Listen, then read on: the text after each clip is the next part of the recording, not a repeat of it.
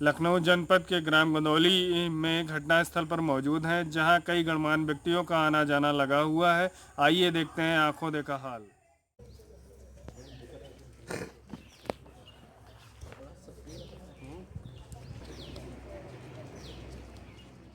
हुए हैं, इस परिवार से आपका संबंध क्या है? संबंध है, मेरे मम्मी है, पापा है, पिताजी भाभी हैं, भैया हैं और 2 भतीजे हैं। और उन लोगों ने मेरे परिवार को मार डाला है और उसमें इनके अजय के साले हैं और लड़का है, उनकी पत्नी है। और मैं उन्हें फांसी दिलाना चाहती हूँ, साले को भी फांसी दिलाना चाहती हूँ। ये जो घटना हुई है इसके बारे में बाहरी कोई इसके पीछे लगा हुआ है, इसके कुछ बात में कहेंगे आप? हाँ, उनके साले का नाम है वासुदेव, उन लोगों का हाथ है।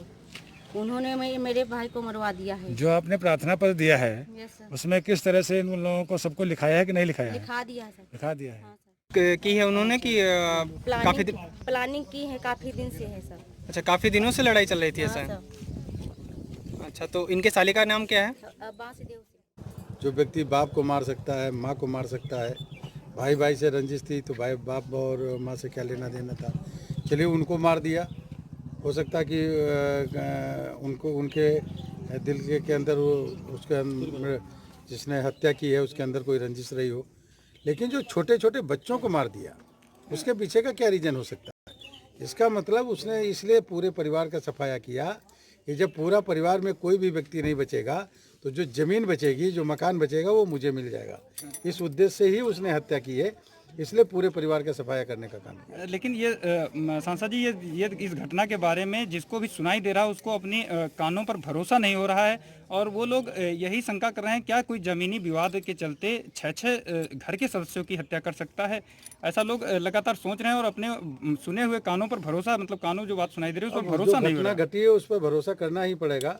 जिन लोगों ने जिन हत्यारों ने ये घटना बाप बेटे और उसकी बीवी ने मिलकर के ये घटना की है, हत्या की है, निश्चित तरीके से वो सिरफिरे हैं पूरी तरीके से। अगर जरा सा भी दिमाग होता, बुद्धि होती तो इतनी बड़ी घटना नहीं करते। अब वो जिस लालच में घटना को अंजाम देने का काम किया है और वो जेल जाएंगे और निश्चित तरीके से उनको फांसी की सज़ा होगी, उनको कोई बचा भी नहीं पाएगा। ज़मीन यहीं की यहीं रखी रहेगी और वो भी जिस तरीके से उनका मर्डर किया है वो भी फांसी के फंदे पे लटकेंगे।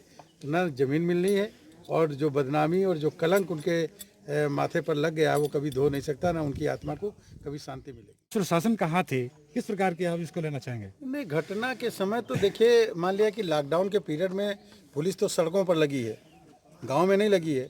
पुलिस तो सड़कों पे लगी है इसलिए कि लोग घरों से, गाँव से मेन सड़क से लोग चले ना, लोग लॉकडाउन का पालन करें, घरों के अंदर रहें।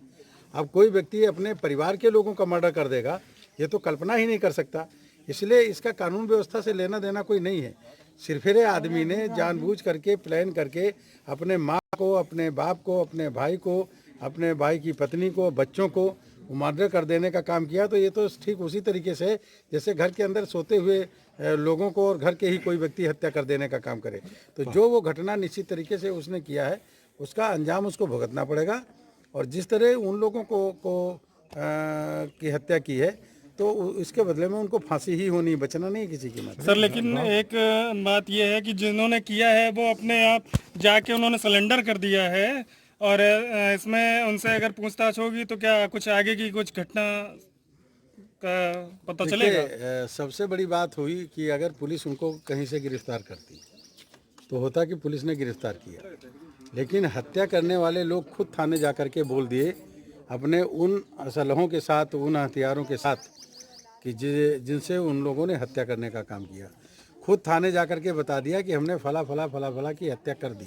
इसका मतलब जुर्म को इकबाल किया और बगैर किसी दबाव के उन्होंने जिस हथियारों से हत्या की वो भी थाने में उपलब्ध करा दिया। इसलिए एविडेंस पूरी तरीके से वो खुद दे देने का काम किए हैं, बचना किसी कीमत में नहीं है। और उनको जो उनकी फॉरेंसिक रिपोर्ट आएगी उन हथियारों पे उनके निशान मिलेंगे। खुद इकबाल किया है उन्होंने, उनकी इकबाल करने का उनका खुद की जो है वीडियो कॉल बनाई गई होगी।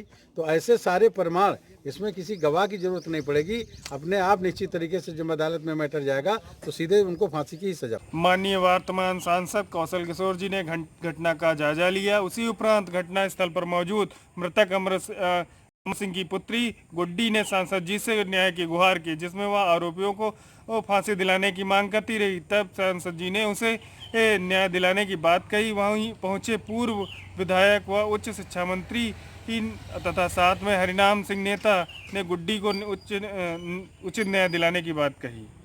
सीबी न्यूज के साथ इंद्रेश कुमार सिंह, ओम प्रकाश, कैमरामैन हिमांशु के साथ अमित कुमार।